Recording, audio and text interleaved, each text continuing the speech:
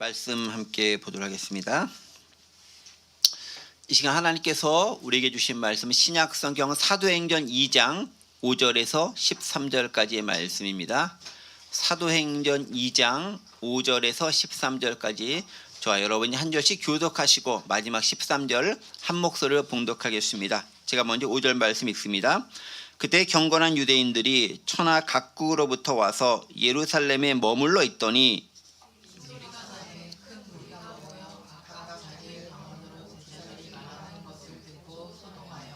다 놀라 신기하게 여겨 이르되 보라, 이 말하는 사람들이 다 갈릴리 사람이 아니냐.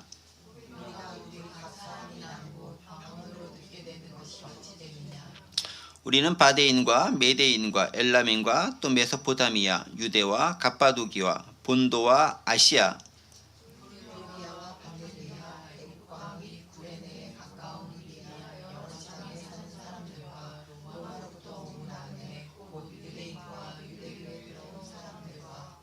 그레데인과 아라비아인들이라. 우리가 다 우리의 각 언어로 하나님의 큰 일을 말함을 듣는도다 하고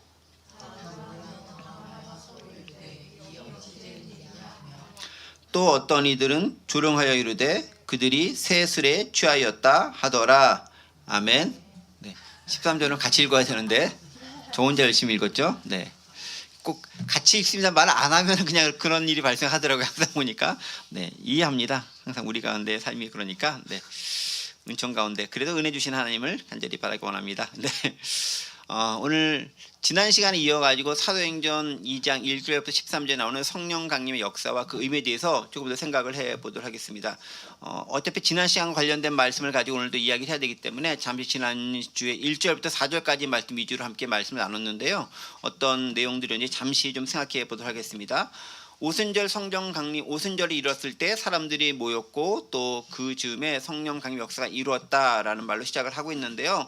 오순절이 지닌 몇 가지 의미가 있죠. 농업적인 배경이 있고 또 역사적 배경이 있다. 또 농업적인 배경은 절기와 관련되어서 뭐죠? 6월절 후 49일이 되는 날. 그래서 뭐라고 부르죠? 구약엔 77절 또 맥추절이라고도 부릅니다. 무슨 말입니까?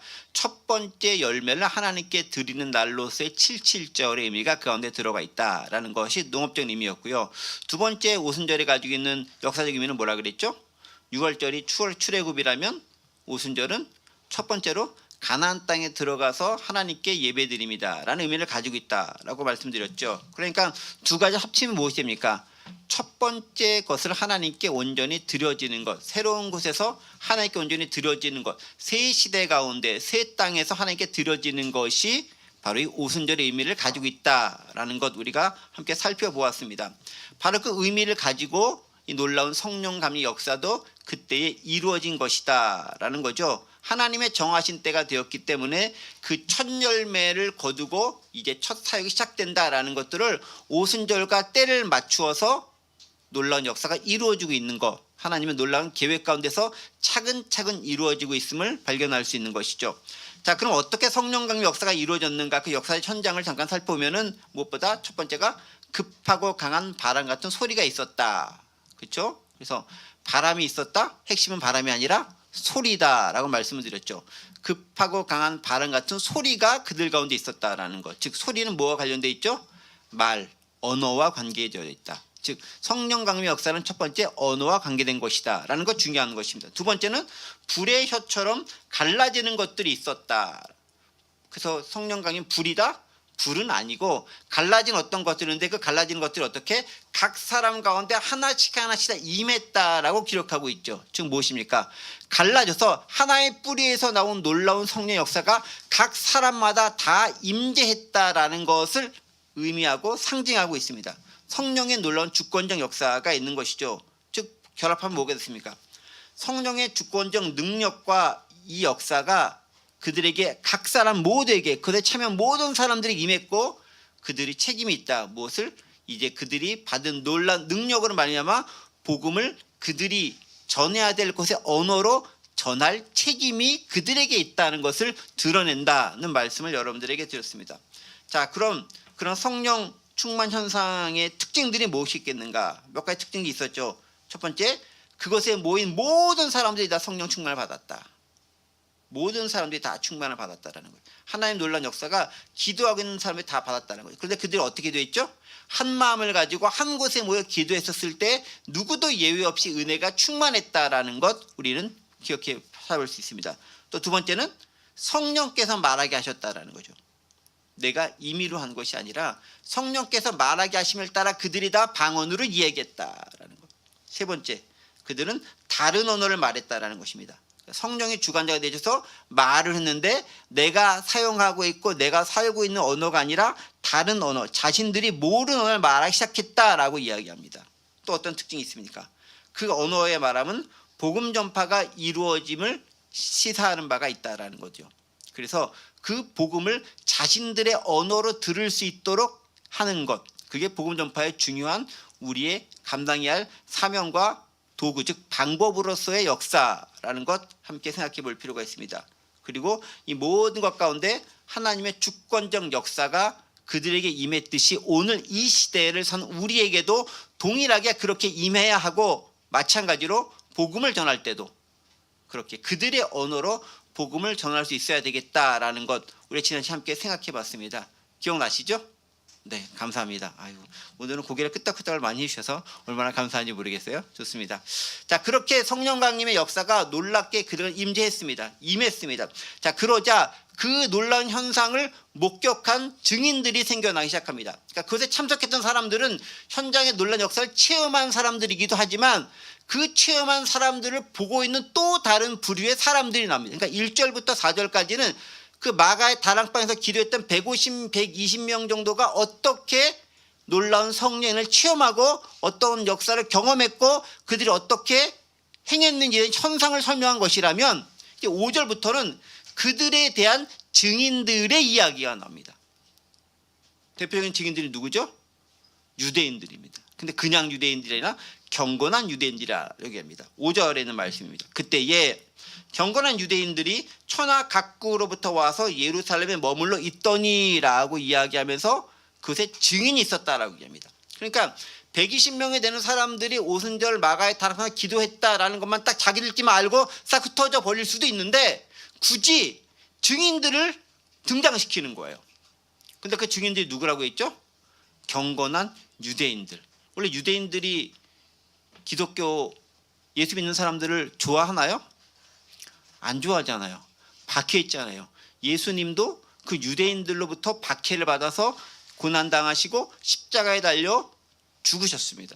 그러니까 유대인들과 예수당은 사실은 극과 극인, 즉 서로 반감을 가질 수밖에 없는 그런 무리들이라는 거죠. 그럼에도 불구하고 그 놀라운 성령 강림의 역사가 예수를 믿었던, 예수를 따랐던 제자들에게 임하는 그 장면에 대한 증인이, 목격자가 누구를 통해 이루어지느냐? 경건한 유대인들을 통해 이루어진다라는 게 역설이라는 거예요. 그러니까 하나님의 놀라운 역설은 여기저기 숨어 있는데 이것도 놀라운 역설인 거죠. 그들을 핍박했던 자들이 그들의 증인이 되었다라는 겁니다. 우리 가끔 그런 경우 보지 않습니까? 엄청나게 예수를 핍박하거나 예수 믿는 사람들을 잡아들이거나 엄청나게 기독교인들을 못 살게 했던 사람이 어느 날 변화받아가지고 완전히 새로운 사람이 되어서 그 누구보다도 투철하게 복음을 전하는 사람으로 바뀐 경우 많이 볼 수 있습니다. 선교 역사에도 많이 나오고요. 우리나라 초대 교회사에도, 한국의 초대 교회사에도, 강화도에 복음이 들어왔을 때에도 또 여러 복음을 받은 사람들이 그렇게 변화된 것들을 많이 보게 됩니다. 김익두 같은 분 목사님도 마찬가지고 여러분들이 많이 있다라는 거죠. 놀라운 역사가 있습니다.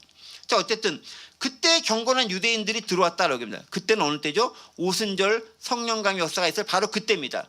그러니까 하나님의 카이로스의 시간적으로 본다면 오순절 성령강의 역사가 바로 그때긴 하지만 또 시기적으로는 어느 때냐면은 오순절이라고 하는 그때예요. 오순절이라는 때. 그 오순절은 어느 때입니까? 이스라엘 역사에서 3번 정도는 하나님께 남자들이 보여야 한다라고 규정되어 있습니다. 이 신명기 16장 16, 17절에 있는 말씀들이 그것을 준용하고 있는 말씀인데요. 네, 여기 나오나요? 네, 여기 나오죠. 그렇죠?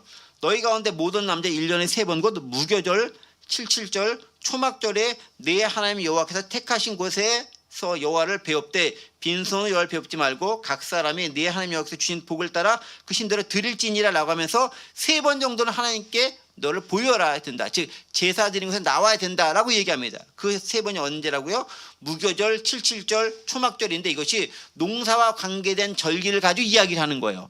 근데 무교절은 뭐와 연결되어 있죠? 바로 그 다음날이 유월절과 연결되어 있죠. 그러니까 유월절은 사실은 농사절기가 아니라 이스라엘 해방과 관련된 절기 때문에 약간 다른 의미로 해석되지만 같은 절기를 칩니다. 즉 무교절 혹 유월절이라고 하는 첫 번째 절기, 두 번째가 칠칠절. 그래서 49일이 되는 게 칠칠절인 거죠. 농사절기죠. 첫 번째 수확한 걸 하나님께 드리니까. 그 다음에 다 모든 추수 다 마친 다음에 드리는 것 초막절, 수장절, 장막절이라고 합니다. 그래서 모든 걸 다 드려서 드리는, 우리말로 하면 추수감사절 같은 의미로 드리는 이 세 절기, 지금 농업절기에 세 가지가 있는데 이 절기 때 다 같이 이스라엘 사람들은 와서 하나님께 그들 보여야 한다고 얘기합니다. 자, 그런데 뭐 이스라엘 지역에 살고 있으면 보이는 거야 뭐 어렵지 않겠죠. 우리도 이렇게 1년에 한 2번 정도는 추석과 설날 되면 이렇게 지방에 내려가고 하잖아요. 가능하잖아요. 차를 타고도 가잖아요. 어쨌든. 근데 차가 없으면 훨씬 힘들긴 하겠죠. 그런데 만약에 이스라엘이 아니라 더 멀리 떨어져 있다거나 저 이방 각지에 산다거나 이스라엘 아닌 제 해외에 산다거나 하면은 오는 게 1년에 3번씩 오는 게 가능할까요? 지금처럼 뭐 비행기 있는 것도 아니고 기차나 뭐 빠른 뭐 이동수단이 있는 것도 아닌 그 시절에, 통신수단도 없는 그 시절에 되게 어려운 거죠. 그러니까 율법의 규정은 이렇게 되어 있지만 실질적으로 그렇게 한꺼번에 지키기가 쉽지 않은 그런 시대 가운데 있기 때문에 어떤 사람은 1년에 한 번, 그것도 안 되는 사람은 평생에 한두 번이라도, 즉 해외에 살고 있으면 한두 번이라도 내가 예루살렘에 가서 그것을 예배 드리는 게 그 유대인들의 강력한 바람과 소망 가운데 하나인 거예요. 왜냐하면 바다 건너 멀리 가는 게 쉽지 않은 시대 가운데 있기 때문에 그렇습니다. 자, 어쨌든 그러한 율법의 말씀이 있기 때문에 그 즈음에, 즉 오순절 즈음에 모인 많은 사람들이 있는 거예요. 그런데 그들이 어디서 왔다? 이스라엘뿐만 아니라, 즉 유대뿐만 아니라 어디서 왔다? 세계 각지에서 왔다라는 거예요. 그게 이제 5절에 이렇게 표현하고 있죠. 천하 각국으로부터 와서. 그러니까 전국 각지에서 왔다라고 표현하지 않아요. 전국 각지는 이스라엘 안에만 국한되는 거잖아요. 그러니까 이스라엘 안에만 사람들이 있었다는 것이 아니에요. 어디 있었다? 천하 각국이라고 해요. 천하 각국이라고 해요. 천하. Every nation이면 every nation. 그다음에 under heaven. 하늘 아래 모든 나라에서 그들이 다 몰려왔다라고 얘기합니다. 아주 재미있는 표현이죠.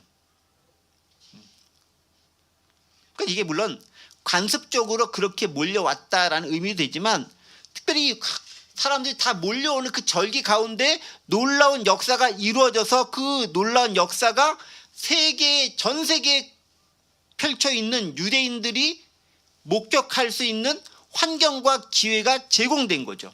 하나님의 기가 막힌 타이밍이 여기 있는 거예요. 왜 하필 그때 하셨을까? 그렇죠? 뭐 오순절과 초막절 그 사이 적당할 때쯤 할 수도 있잖아요. 근데 그렇게 안 하셨다라는 거예요. 다 하나님의 정하신 때가 있는 거죠.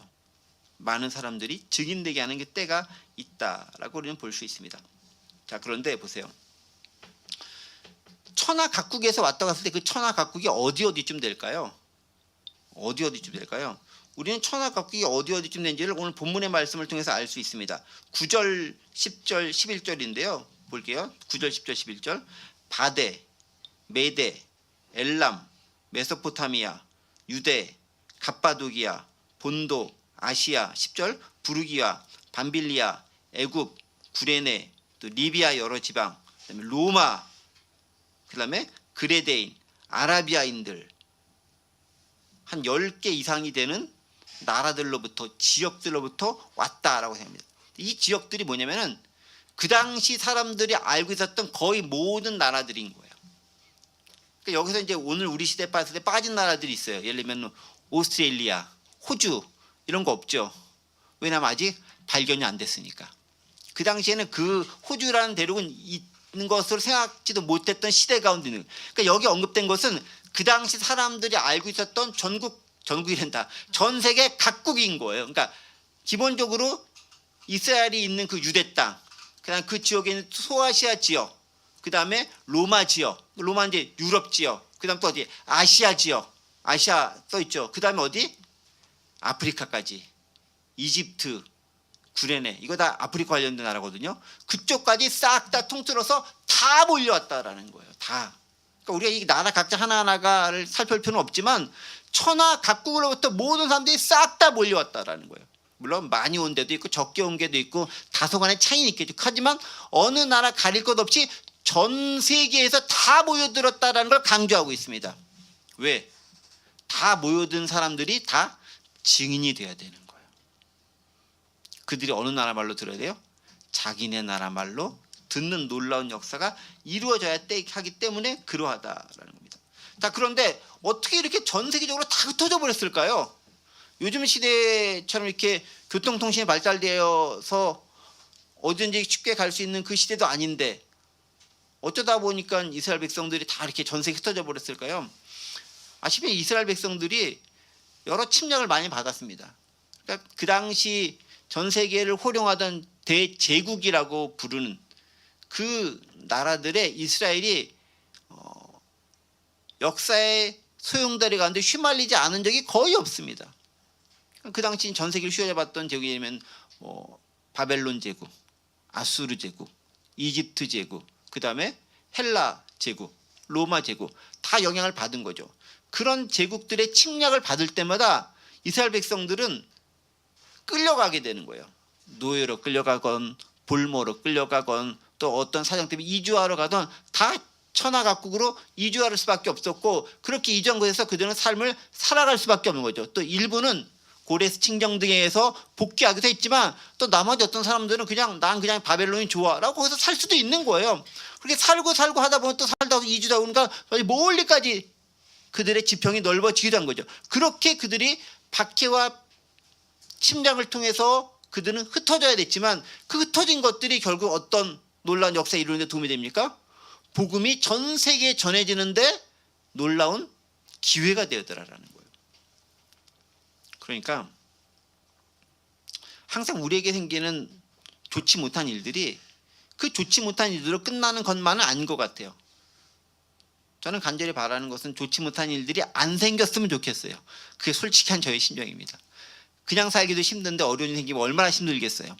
그런데 힘든 것을 끝나는 게 아니라는 거죠. 왜? 그 힘든 걸 통해서 하나님은 역전과 반전과 그것을 기회로 만드시는 분이다라는 겁니다. 그 역사를 기독교가 수없이 많이 증명해 왔어요. 이 역사가 여기뿐만이 아니에요. 여러분 이스라엘 백성들이 또 기독교인들이 신앙생활을 하면서 교회 공동체 이루며 살고 있지 않습니까? 사도행전에 그렇게 교회를 이루며 살아요. 그런데 살다 보니까 그들이 그래 니네 잘 살아 우리가 보호해줄게 이렇게 사는 거 아니잖아요. 로마 사람들로부터 유대인들로부터 수없이 많은 박해를 받습니다. 바울도 박해를 받고 복음 전하는 그 공동체도 박해를 많이 받습니다. 그러니까 어떻게 됩니까? 다 흩어지게 되는 거예요. 예루살렘 교회가 흩어지게 됩니다. 흩어짐을 통해서 어떻게 됩니까? 복음이 전해지게 되는 거죠. 그러니까 나쁜 게 꼭 나쁜 건 아니다. 하나님은 나쁜 걸 선한 것으로 바꾸실 수 있는 분이시다라는 거예요. 그럼에도 가능하면 선한 게 쭉 선한 것으로 이어지는 것을 저는 원한다. 그러나 하나님의 역사는 모르기 때문에 하나님 언제나 반전과 역전을 이루시는 분이시다라는 것들을 우리는 기억할 필요가 있습니다. 자, 그런데 여기서 주의 있게 받을 단어가 또 하나 있습니다. 보세요. 5절 보세요. 그때 누가 왔다고요? 경건한 유대인들이 왔다고 합니다. 일반적인 유대인들이 아니라 누가 왔다고요? 경건한 유대인들. 자, 경건하지 않은 유대인이라면 그렇게 힘들고 어렵게 해가지고 굳이 전 세계에서 힘들게 올 때마다 수일에서 수십일 걸리는 그 여정을 통해서 이스라엘의 예루살렘에 올 필요가 있었을까요? 제사 드리기 위해서? 물론 뭐 그거 아니어도 고국 방문 한번 하자라는 측면에서 올 수도 있겠지만 그런 측면으로 오기에는 동기부여가 쉽지 않다라는 것입니다. 그러니까 이 사람들은 신앙을 위해서 나는 끝까지 가겠다라는 마음을 가지고 그대로 온 거예요. 왜? 그들의 신앙이 경건한 유대인들이었기 때문에 그래요. 근데 이게 중요한 거죠. 경건한 유대인들이라고 얘기합니다. 그래서 이 경건한 유대인들이 영어로 뭐라 표현되냐면 5절 보세요. God-fearing Jews라고 되어 있습니다. 하나님을 경외하는 유대인들이다. 하나님을 경외하고 하나님을 두려워하는 유대인들이다라는 거예요. 하나님은 이런 자들 남겨주신다라는 거예요.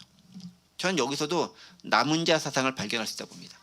즉 디아스포라 유대인들 가운데서도 하나님을 진실하게 믿음을 통해서 그들이 복음을 접할 수 있는 자들을 남겨두셨다라는 것이고 그들을 하나님께서는 부르셔서 때가 되니까 놀라운 성령 강림의 역사를 목격할 수 있도록 기회를 주신 거예요. 그들이 뭐 그거 보려고 왔겠어요? 아니죠. 그냥 제사 드리려고 절기에 맞춰가지고 1년에 3번 오라 그랬으니까 그에 맞춰 내가 경건하니까 율법에 맞춰 가겠다라고 왔지만 하나님은 그들을 통해서 놀라운 하나님의 역사를 경험하게 하셨습니다. 그런데 누가 경험한다고요? 경건한 유대인들이 경험한다라는 거예요. 탱자탱자 놀다 보니까 그런 사람들이 아니에요. 그래도 믿음으로 살고자 애썼던 사람들이 하나님 만날 수 있는 기회를 더 잘 얻게 된다라는 거예요. 여러분, 우리가 가끔 신앙생활 하면서 내가 이렇게 열심히 살아가는 게 무슨 의미가 있을까? 내가 이렇게 하는 거 한다고 해가지고 뭐 변하는 것도 없고 때때로 그것 때문에 또 힘들기만 하고 속상하기만 하고 기도하는 바도 이루어지지 않아가지고 마음도 심란해지고 이게 무슨 의미가 있을까? 하나님은 내 기도 들으신 것 같지도 않고 나와 관계없이 계신 것 같아 라고 느껴질 때가 종종 있을 수 있어요. 항상 성령 충만, 은혜 충만이면 좋은데 그게 아니잖아요. 그럼에도 불구하고 그것을 꿋꿋하게 지켜나가는 삶, 그걸 다른 말로 뭐라 합니까? 경건이라고 합니다. 영어로는 God fearing이라고 되어 있지만 경건이라는 말로 표현할 수 있습니다. 그 경건은요, 내 가운데 생활 습관으로 자리 잡는 것을 의미합니다. 생활 습관이라는 건요, 좋으나 나쁘나, 싫으나 즐거우나, 하고 싶으나 하기 싫으나 그냥 하는 거예요. 습관이니까. 아침에 일어나서 세수하거나 뭐 샤워하거나 하고 출근하고 밥 먹고 나가잖아요. 이거 그냥 습관적으로 하는 거잖아요. 그게 경건으로 훈련되어진 습관이라는 거예요. 근데 경건한 유대인들은 그 모습이 그 가운데 습관으로 자리 잡아 있었다는 거예요. 그런데 하나님은 그 경건하게 훈련된 즉 습관으로 자리 잡은 그 사람들을 궁극적으로 사용하고 쓰신다라는 거예요. 이게 필요 없다라는 게 아니에요. 당장에는 별로 의미 없는 것 같고 귀찮기도 하고 이게 도대체 뭔 짓이야, 내가 이거 왜 하고 있어 라고 느낄 때도 있지 모르겠지만 하나님은 그런 자들을 사용하신다라는 거예요. 그들이 목격자가 되었다라는 거예요. 그래서 저는 요새 경건한 유대인들, 굳이 그냥 유대인들 하면 되는데 왜 굳이 경건한을 붙였을까라는 말에 가지고 있는 뉘앙스가 거기 있다고 생각을 해요. 그들이 경건하기 때문에 굳이 예루살렘까지 왔고, 그렇기 때문에 그들은 놀라운 하나님의 기적적인 여기 본문에 따르면 큰 일을 경험한 증인들이 되었다라는 거예요. 즉 그들에게 기회가 생긴다라는 거예요. 그러니까 내가 평상시에 경건한 유대인들처럼 경건한 습관을 가지고 생활하지 않으면 기회가 없을 수 있다라는 겁니다. 필요하다는 거죠. 그래서 경건한 자들에겐 결국 하나님께서 은혜를 체험할 기회를 주신다라는 거예요. 평상시의 삶이 중요하다라는 것입니다. 자, 그렇게 경건한 유대인들이 천하 각국으로 와서 예루살렘에 머물러 있더니 6절 말씀입니다. 이 소리가 나매 큰 무리가 모여 각각 자기의 방언으로 제자들이 말하는 것을 들었다라고 얘기합니다. 근데 유대인들이 이제 예루살렘 딱 와서 자기들의 이제 예루살렘 제사를 드리기 위해 성전에 가기 위해서 모여 있었는데 어떤 소리가 막 들리는 거예요. 무슨 소리가 들렸습니까? 이 소리가 나매. 이 소리가 무슨 소리였을까요? 기도 소리. 단지 기도 소리였을까요? 기도인들은 유대인들도 해요. 손 들고 많이 기도하고 회당 앞에서도 기도하고 저작거리 시장 앞에서도 기도하고 많이 기도합니다. 그러면 그냥 이 정도면 얘기 안 할거예요. 왜냐면 그냥 일반적으로 들리는 거면은 특별히 표현할 이유가 없죠. 이 소리를 들었다. 어떤 소리였을까요?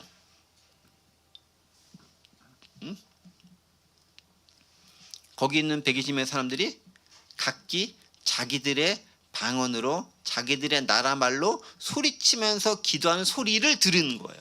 그러니까 그쪽 지역이 예루살렘에 있으면 주로 뭘로 기도해야 되겠습니까? 뭐 히브리어나 아람어 이런 걸로 기도하는 소리를 들어야 되는 게 정상인 거예요. 그런데 갑자기 무슨 소리가 들립니까? 내가 살고 있던 지역에 익숙하던 그 나라 말이 들리는 거예요. 갑자기 나오는데 내가 영어가 막 들리는 거예요. 내가 미국에 살고 있는데 내가 저쪽에 있는 그 어디 뭐 프랑스에 살고 있는데 프랑스어로 막 기도하는 소리가 들리는 거예요. 내가 이탈리아 살고 있는데 이탈리아어로 기도하는 소리가 들리는 거고, 내가 일본에 살고 있는데 일본어로 기도하는 소리가 막 들리는 거예요. 귀가 쫑긋 들리는 거죠. 그냥 원래 자연스럽게 있을 만한 뭐 히브리어나 아람어다라면 그러려니 해. 그런데 어떤 기도 소리가 내가 거주하고 있었던 지역의 말소리가 마구 들려오는데 그 말소리뿐만이 아니라 여러 것들이 합쳐가지고 마구 큰 소리를 울리는 소리가 울려 퍼지는 거예요. 들리는 거예요. 그러니까 그들이 놀라는 거죠. 놀란 이유가 다른 이유가 아니에요. 당연히 들리면 안 되는데 그 소리가 들린다라는 거예요. 각각 큰 무리가 각각 자기의 방언으로 제자들이 말하는 것을 듣고 소동했다. 그런 소리 들으니까 그들이 되게 놀라서 당황하고 무슨 일이야 막 서로 물어보면서 의아해하면서 서로 막 질문해서 어디야 막 찾으면서 두리번거리면서 그랬겠죠. 그러면서 놀랍게 여겼다 얘기입니다. 7절 다 놀라가 신기하게 여겨 이르되 보라 이 말하는 사람이 다 갈릴리 사람이 아니냐라고 얘기합니다. 그들이 다 놀랍게 여겨서 아주 신기하게 여겼다라고 해요. 뭘 놀랍게 여기고 뭘 신기하게 여겼을까요? 놀랍게 여기는 거 신기하게 여기는 거 무엇이었을까요? 첫 번째는 이런 현상 자체가 신기한 거예요. 막 뜨겁게 기도하고 많은 사람들이 뭐 이렇게 한 100몇 명쯤 되는 사람들이 어떤 곳에 모여가지고 막 기도하면서 막 하는 그 자체가 신기한 것이고 또 그 분위기라는 것이 되게 독특하게 느껴지는 그 자체가 일단 신기할 수 있습니다. 두 번째는 뭐가 신기합니까? 그들이 자신들이 살고 있었던 지역, 자신들이 거주하는 지역의 말로 여기 있는 사람들이 마구 얘기하는 게 신기한데 그것도 한두 사람이 아니라 거기 있는 사람들이 다 다양한 언어로 얘기하는 것 자체가 신기한 거예요. 되게 놀라운 것들이죠. 근데 더 신기한 것이 있습니다. 세 번째가 정말 중요한 거죠. 지난 시간에 잠시 언급했습니다. 뭐가 신기합니까? 7절 하반절 보세요. 보라, 이 말하는 사람들이 다 갈릴리 사람이 아니냐. 무슨 얘기입니까? 아니 이 사람들이 그냥 히브리 방언이나 아람어나 자기들이 쓰는 그 사투리 가지고 얘기하면은 대충 오케이. 근데 이 사람들 예루살렘 출신 즉 세련되고 국제사회에 나가서 이렇게 좀 할 수 있는 배운 사람이라고 하는 정치, 경제, 문화의 중심지라고 할 수 있는 예루살렘 출신이 아니라 어디 출신? 들어보니까 갈릴리 촌구석 출신이래. 바닷가 어부 출신이래. 뭐 얘네가 뭐 아는 게 있겠어? 새로운 나라 언어 배울 기회가 있겠어? 가볼 일이 있겠어? 그럼에도 불구하고 이 사람들이 다 뭘 얘기한다고요? 각기 우리가 속해 있었던 나라들의 언어로 말하고 기도하는 것들을 듣게 되니 그게 더 놀랐다라는 거예요. 그러니까 내 나라 언어를 내가 거주했던 나라 언어를 듣는 것도 놀라운데 그 언어를 말하는 사람이 누구냐? 갈릴리 촌놈들이라는 거예요. 그 사실이 더 놀랍다라는 거죠. 그러고 보면 기독교의 복음은 좀 잘난 사람들로 시작하지 않았다라는 게 은혜인 것 같아요. 여기 이제 훌륭하신 분들이 많이 계시기 때문에 제가 싸잡아 얘기할 수는 없고요. 별 볼 일 없는 사람들에게 먼저 복음이 전해집니다. 예수님도 그들만 주로 찾아가면서 복음을 전했어요. 어떤 사람들입니까? 주로 사회에서 버림받은 사람들, 소외된 사람들, 그리고 다른 사람들이 가까이 하지 않는 사람들, 그리고 죄인이라 일컫는 사람들을 주로 찾아다녔고 그들이 주 예수님을 따라다녔고 그들과 대화하고 그들에게 복음을 전하고 그들에게 하나님 나라에 관한 것들을 말씀하시고 그들에게 기적과 은혜를 체험하게 하셨습니다. 간혹 개 중에 지체 높으신 유대인들도 있었고요. 고관도 있긴 했지만 극소수에 불과했다라는 거죠. 대부분은 평민들 혹은 평민들보다도 못한 처지에 있는 사람들이 예수님을 쫓아다녔고 그들에게 복음을 전했고 지체 높으신 분들 또 계급 있는 분들 사회적 경제적 정치적 지위가 탁월한 사람들은 주로 예수님의 반대편에 서서 예수님을 비방하고 비난하는 자리에 주로 있었습니다.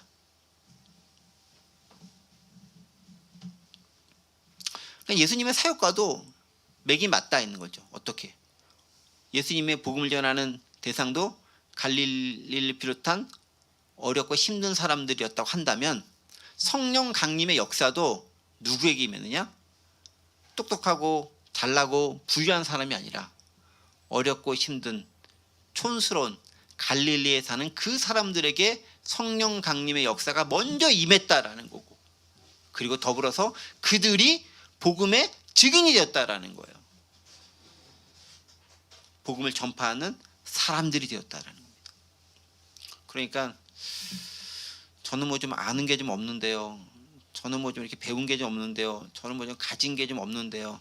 저는 시간도 좀 없는데 뭐 이런 것들은 주님의 제자가 되고 성령님의 은혜를 체험하고 복음의 일꾼과 증인이 되는 데 있어서 아무런 장애물로 작용할 수 없고 작용해서도 안 되는 거예요. 왜? 주님은 그런 사람들을 먼저 찾아가시고 그들에게 은혜를 주시고 그들로 하여금 제자를 삼으시고 그들이 복음을 전하게 만드셨기 때문에 그래요. 그래서 저는 뭐 없는데요 라고 말하는 그 순간 주님께서 쓰일 만한 사람이 그 조건이구나, 내가 해당되는구나 라고 생각하면 됩니다. 아셨죠? 대답을 아무도 안 하는 걸 보니까 다 많은 것을 가지신 분들이라 나에겐 해당이 안 돼요 이렇게 생각하신 것 같긴 해요 보니까. 네. 어쨌든 하나님의 능력과 역사에는 제한이 없다라는 거 기억해야 됩니다. 자, 그렇게 각 사람들이 놀라면서 갈릴리 사람이 아니냐라고 고백한 다음에 그 다음에 이제 구체적인 이야기가 나오고 자기들이 어디 출신인지를 밝힙니다. 이게 8절과 9절 10절이 그 얘기인 거죠. 우리가 우리 각 사람이 난 것 방언으로 듣게 되는 것이 어찌 됨이냐. 여기 방언이라는 말을 썼는데 우리가 방언이라고 하니까 좀 안 좋은 말로 뉘앙스일지 모르겠지만 영어로 보면 방언이 아니라 his own native language라는 네이티브 랭귀지. 그들이 원래 살고 있었던 그 지역 언어라는 거죠. 그 나라 언어라는 거예요. 오늘날 쉽게 하면 외국어로 그들이 기도하는 걸 들었다라는 겁니다. 외국어 방언 받으신 분 혹시 계실까요? 그럼 참 좋을 텐데. 네. 저도 외국어 방언 받은 건 아닌 것 같아가지고 영어를 좀 잘해봤으면 하는 게 저의 소망인데 소망은 죽을 때까지 이루어질 것 같지는 않고요. 방언이라도 받으면 좋겠다 싶은 생각은 드는데 저에게 기회는 안 오는 것 같습니다. 어쨌든 그 사람들은 외국어로 말하는 것들을 들었다라고 얘기하고 자기들이 어디 출신인가를 8절부터 9절, 10절, 11절까지 걸쳐서 이야기를 해주고 있습니다. 즉 천하 각국 모든 사람들이 다 들었다라는 겁니다. 자, 그러면 이 9절, 10절, 11절에 언급된 여러 나라들, 대충 한 열 몇 개 정도 되는 나라들이 언급되어 있는데 이 나라들이 언급된 이유가 무엇인가라는 몇 가지 의미가 있습니다. 첫 번째 의미는 뭐냐면요, 전 세계에 흩어져 있는 사람들이라는 것은 뭐냐면 그들 모두가 복음을 들어야 하는 대상이라는 것입니다. 즉 복음은 전 세계 어느 것도 빠지지 않고 다 들어야 한다는 거예요. 물론 여기에는 아까 얘기했듯이 뭐 호주 대륙 발견되지 않을 거 없고요, 남극, 북극 이런 거 없습니다. 하지만 그 당시 발견된 나라들은 싹 다 언급되어 있는 그 지역과 대륙이 언급되어 있는 겁니다. 즉 모두가 다 복음을 들어야 한다라는 겁니다. 그 말은 다시 말해서 복음은 어느 곳이나 전해져야 되고 들려져야 한다라는 것입니다. 어느 나라 말로? 그 나라 말로. 여러분 그래서 성경 그 번역 작업 있지 않습니까? 성경 번역해서 그 나라 보는 이거 되게 귀한 일이 뭐냐면은 그 나라 말로 성경을 읽고 그 나라 말로 복음이 전해져야 되기 때문에 되게 중요한 일인 거예요. 또 우리나라가 왜 대단하냐면요, 선교사들이 들어오기 전부터 이미 복음이 들어와 있었어. 중국을 통해서 일본을 통해서. 그러니까 이미 그 복음을 듣고 있던 사람들이 이미 있는 거예요. 선교사들이 놀랬죠. 내가 처음인 줄 알았는데 이미 믿고 있는 사람이 있어. 더 놀란 건 뭡니까? 이미 성경을 알고 있는 거예요. 어떻게? 중국에서, 일본에서. 그들이 번역하기 전에 이미 중국에서 한국어로 성경을 번역하고 하고자 하는 사람이 있었고 시도가 있었다는 역사적 사실 가운데 증명이 되는 것들이에요. 그러니까 하나님의 놀라운 역사는 특히 우리나라 같은 경우는 그 나라 언어로 복음이 들려질 수 있도록 차근차근 미리 준비가 되어져 있는 나라였다라는 거예요. 그러니까 괜히 한국이 복음이 빨리 복음화되어지고 폭발적 성장을 이루고 요새는 여러 가지 욕을 많이 먹고 있긴 하지만 다른 이유가 있는 것이 아니죠. 그만큼 준비되어져 있는 나라였다라는 겁니다. 어떻게? 그 나라 언어로 복음을 듣고 전할 수 있도록 준비된 나라가 대한민국이었다라는 거죠. 마찬가지입니다. 우리가 복음을 전할 때도요, 그 나라 언어로 복음을 전해야 되는 겁니다. 그러니까 아까도 얘기했듯이 지난 시간에도 얘기했잖아요. 현지어를 익히는 건 무척 중요하고 단지 지역뿐만 아니라 문화권, 영역권 가운데 가서라도 우리가 속해져 있는 사람들이 사용하는 언어로 복음을 전할 수 있도록 훈련해야 된다라는 거.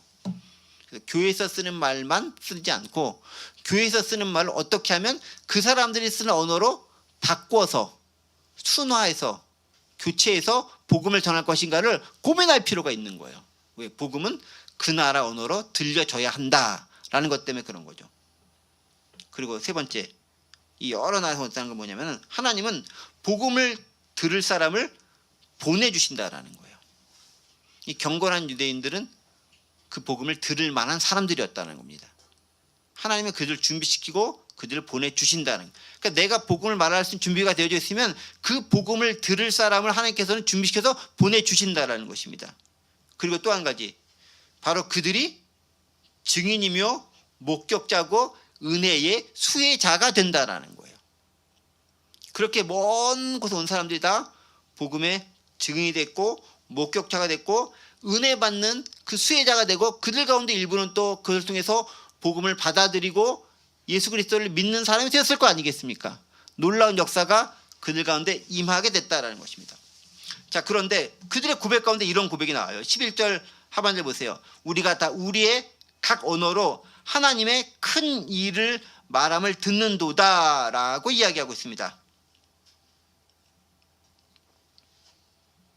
근데 영어 성경 보면 한국어는 이제 큰이라고 되어 있지만 영어로 뭐라 되어 있냐면요. NIV 버전 보시면 알겠지만 declaring the wonders of God in our own tongues라고 되어 있어요. 우리 자신들의 말로 하나님의 놀라운 wonders, 경이로운 것들, 기적들, wonders면 경이라는 말로 번역하면 좋잖아요. 놀라운 경이로운 것들을 선포하는 걸 우리가 보게 되었다. 하나님의 놀라운 경이로움을 큰 일이라고 한국어는 번역을 했어요. 하나님의 놀라운 기적적인 일, 경이로운 일들을 그들이 목격하게 되었다라는 겁니다. 그러면 그 크고 경이로운 일들은 뭘까요? 어떤 것이 크고 경이로운 일들일까요? 가장 기본적으로는 오순절의 역사 자체가 경이로운 일일 것입니다. 성령 강림의 역사 자체가 경이로운 일일 것입니다. 현상적으로 보면 그래요. 그런데 그들이 기도하면서 말하는 내용이 무엇일까요? 뭘 기도하고 있었을까요? 그냥 하나님 하나님 하나님만 부르고 있었을까요? 뭔가를 얘기하고 있었을 거 아닙니까요? 뭘 얘기하고 있었을까요? 그들은 복음을 얘기하고 있는데 특별히 뭘? 예수의 고난과 십자가의 죽음과 그리고 부활과 승천을 이야기하고 있는 겁니다. 왜? 주님께서 전하라고 한 그 목격자로서의 역할이 뭘 전하라? 예수의 죽으심과 부활에 너희는 내 증인이 되라 라고 말씀하셨잖아요. 그게 지난 시간에 우리가 함께 들은 내용이에요. 뭘 전한다고? 예수의 십자가와 부활을 전하는 거잖아요. 그러니까 지금 이 사람들이 큰이라고 말했을 때 그 현상적으로 보이는 형태적인 것들은 막 놀라운 성령 충만에 의해서 막 이상한 현상들 막 이렇게 불의 같은 것들이 막 임하고 갈라서 임하고 막 뜨겁게 이상한 소리 기도 이런 현상적인 것들도 큰일이겠지만 성령 강림 자체가 큰일이겠지만 또 기이한 일은 뭐냐면 하나님의 원더는 뭐냐면 그들이 전한 내용 자체가 큰일이라는 거예요. 그게 뭡니까? 예수의 십자가와 예수의 부활 승천이 무엇보다 큰일이라는 거예요. 왜? 그게 바로 전 세계를 나와 너와 우리를 구원할 놀라운 복음의 메시지가 그 안에 담겨있기 때문이라는 거죠. 그거를 전하는 건데 그게 뭐라고 표현했다? 큰 일이라고 표현하는 거예요.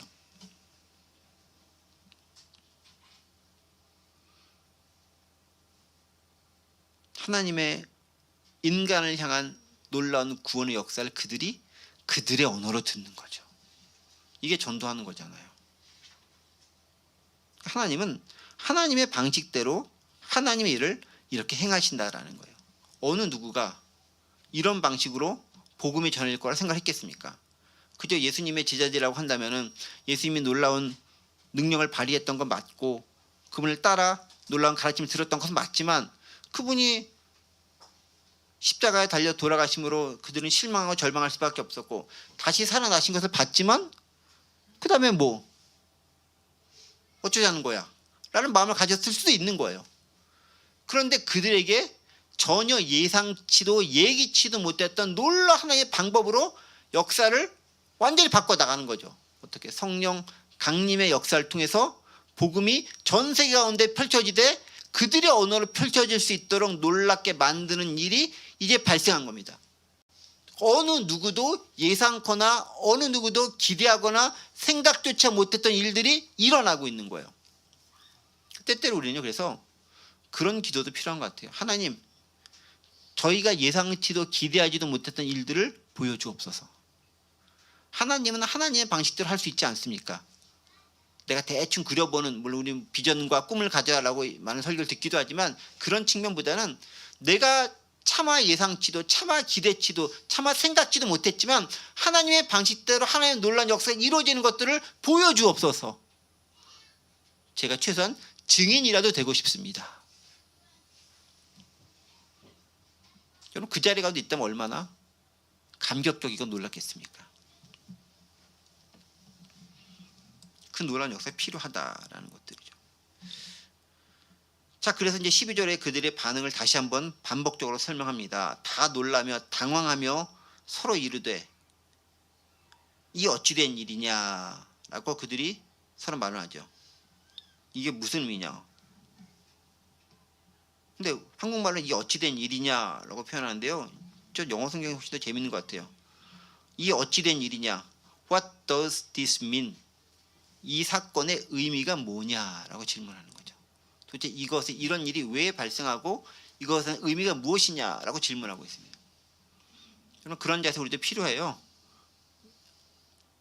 우리 가운데 펼쳐진 역사에 대해서 어떤 의미를 가지고 있는 것인지, 하나님이 이걸 통해 말씀하고자 하시는 바가 무엇인지를 항상 질문하는 자세가 필요합니다. 이거 무슨 일이야? 감탄사로 딱 놀라운 일이네? 감탄사로 끝이 아니라 이것이 무슨 일인가? What does this mean? 이게 어떤 의미를 가지고 있는 것인가를 알아내려고 하는 자세가 필요하다라는 거죠.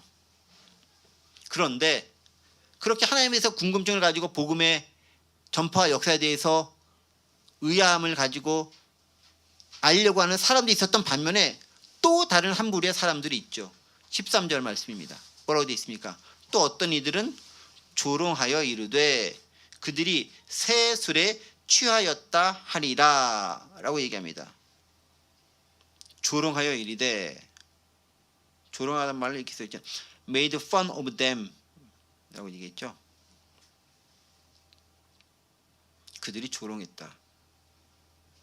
어떻게? 그들이 술에 취했다. 한국은 새 술에 취했다라고 하지만 they have had too much wine. 너무 술을 많이 먹어서 술 취했다라고 얘기했어요. 그러니까 한 사람은 어떤 한 부류는 놀란 역사를 보면서 하나님의 뜻이 무엇이냐라고 묻는 사람이 있는 반면에 또 어떤 한 부류는 이게 술 취한 미친 짓이야, 말도 안 되는 망나니 같은 짓이야 라고 하면서 아주 폄하하고 그 가치를 인정하지 않는 그런 부류의 사람들도 있습니다. 신앙생활하고 있는, 믿음을 생활하고 있는 사람들 보면서도 어떤 사람들은 그 사람의 가치를 존중하면서 너의 삶에 의미 있을 것이야 라고 생각하고 그 의미가 뭘까를 고민하는 사람도 있지만, 또 어떤 사람들은 그것을 보면서 그런 쓸데없는 짓, 헛물 켜는 일 왜 하고 있는 거야 라고 말하는 사람도 있습니다. 그리고 특별히 얘기하죠. 너무 술을 많이 먹어서 그래 라고 그랬습니다. 어찌 보면 성령에 취한 게 술 취한 것처럼 보일 수도 있는 거죠. 술 취했다는 건 뭐겠습니까? 내가 내 자신을 잘 컨트롤할 수 있을 정도까지는 괜찮아요. 근데 너무 많이 먹었다라는 것은 내가 내 자신을 컨트롤할 수 없다, 조절할 수 없는 단계까지 갔다라는 거잖아요. 이게 무엇이겠습니까? 성령께서 나를 주관해서 내가 나의 이성으로 주관하는 게 아니라 성령이 나를 주관해서 그분이 말하게 하심을 따라 말하는 것과 같이 온전히 그분이 나를 주관하는 상태가 되었다라고 하는 또 다른 반증일 수 있다라는 거죠. 술 취한 사람처럼 자신을 제어하지 못한 상태인 것처럼 보였다라는 거예요. 부정적인 의미로는 방탕하고 이렇게 별 이상한 짓, 미친 짓 한다라고 얘기할지 모르겠지만 긍정적으로 받아들이면 내가 내 자신을 버리고 성령께 온전히 나를 맡겨드리며 그분을 주관하는 상태가 되었다라고도 표현할 수 있는 거죠. 능력은 여기서 나오기도 하니까. 그리고 계속 강조하는 것이 성령께서 그렇게 주관하셨다라고 여러 차례 강조하면서 얘기하고 있습니다. 다른 복음서뿐만 아니라 서신서에 나오잖아요. 너희는 술 취하지 말라. 이는 방탕한 것이 오직 성령의 충만함을 받으라 라고. 왜 술 취함과 성령의 충만함을 굳이 대비해서 설명해 놓겠습니까? 이유가 있는 거죠. 내가 나를 주관하는 게 아니라 성령이 나를 주관하느냐 술이 나를 주관하느냐, 극명한 대비를 통해 보여주고 있는 것이죠. 내가 어디에 주관하는 자에 따라 되느냐에 따라서 삶이 바뀌어질 수 있다라는 걸 얘기합니다. 그래서 우리는 술 취하지 말고 성령이 취할 수 있는 자가 되어야 된다라는 걸 기억할 필요가 있습니다. 말씀을 정리하겠습니다. 오순절 성령 강림 역사는 뭡니까? 인류가 하나님의 은혜 가운데서 복음을 누구나 들어야 함을 강조하는 사건입니다. 내가 속해져 있는 지역의 말과 언어로 복음은 들려줘야 되고 들어야 한다라는 것이고 전해야 한다는 것이죠. 그래서 우리가 다 하나가 되어야 된다는 것입니다. 그래서 학자들은 이렇게 해석하죠. 바벨탑이 하나님의 인간의 교만으로 인해 그 언어를 흩으셨다면 오순절 성령 강림 사건을 통해서 언어가 다시 하나로 통일되었다. 성령의 언어로. 이제는 흩어졌던 언어가 하나로 통일됨을 통해 성령의 언어를 통해 그들이 복음을 들을 때가 되었다라는 것들을 상징하는 사건으로 이야기하고자 합니다. 구약의 바벨탑과 대조연 사건으로 보는 것이죠. 또한 복음에 대한 반응이 다르다라는 것들도 기억할 필요가 있습니다. 어떻게 다릅니까? 경건한 유대인들은 복음의 목격자도 되고 또 일부는 그것을 통해서 은혜를 입은 자가 되게 됐을 것입니다. 하지만 다른 부류의 사람들은 조롱과 멸시와 그리고 이것들을 받아들이지 않는 그들의 태도를 통해서 복음에서 멀어져 간 사람이 될 수 있다는 것입니다. 복음을 전했을 때요, 다 받아들여지면 좋지만 그렇지 않을 가능성은 여전히 많다는 것을 우리는 인정해야 되는 거예요. 내가 못 전한 경우도 있지만 내가 못 전해서 뿐만 아니라 다 받아들여지지 않는 것이 원래 정상이다라는 것을 드러내는 경우도 있습니다. 그리고 한 가지는 경건한 자들에게는 복음을 들을 기회를 주신다. 그래서 하나님을 경외하는 삶의 습관화가 된 자들이 결국 하나님의 쓰임받는 자와 증이 된다는 것을 기억할 필요가 있습니다. 이런 것들을 기억하시면서 성령의 놀라운 충만한 역사가 우리 가운데서 계속해서 임재하고 역사되고 주관되어질 수 있는 삶을 살아가는 저와 여러분들 되시기를 간절히 원합니다. 기도합니다. 은혜와 사랑의 하나님 아버지 감사합니다. 오늘 사도행전 2장 성령 강림의 역사와 그것을 바라보는 사람들의 반응을 통해서 우리 자신을 되돌아봅니다.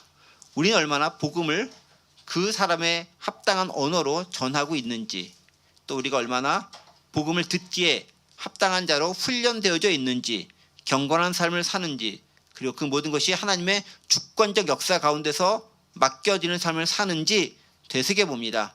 하나님 보시기에 합당한 삶으로, 성령의 충만한 삶으로 우리를 이끌어 주시고 자유함을 느끼며 살아갈 수 있도록 도와주옵소서. 감사드리며 예수 그리스도의 이름으로 기도드립니다. 아멘.